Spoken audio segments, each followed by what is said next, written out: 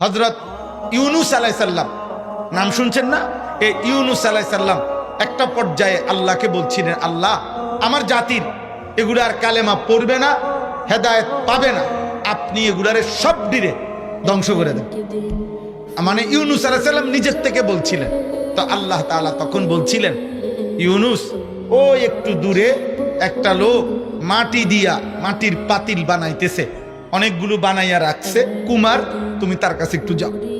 তো গেছে, গিয়া আল্লাহ তাআলা বলছে, ইউনুস তুমি ওই লোকটারে একটা বলো একটা বার যে আপনার যে হাতে বানানো, নিজের হাতে বানানো মাটির এই পাতিল যেগুলা মাটি দিয়া বানাইছেন, একটা পাতিল ভাঙ্গা ফেলেন। তো ইউনুস আলাইহিস সালাম এটা বলছে, লোকটা বলছে, আপনি কি বললেন? এটা আমার এত কষ্টে নিজের হাতে বানানো মাটির পাতিল, আমি এটা ভাঙবো কেন? আমি কেন ভাঙবো আমার হাতে গড়া পাতিল? ইউনুস আলাইহিস সালাম আল্লাহকে বলছে, আল্লাহ ও তো বলতেছে তার নিজের হাতে গড়া পাতিল সে ভাঙবে না।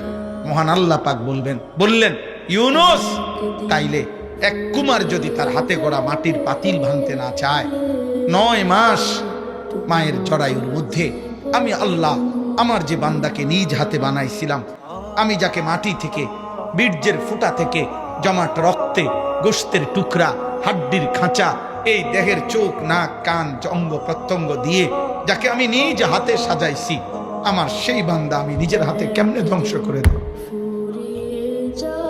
ও যদি মাটির একটা পাতিল ভাঙতে না চায়, আমার বান্দা আমি ধ্বংস করবো কেন? ওরা আমি বানাইছি না।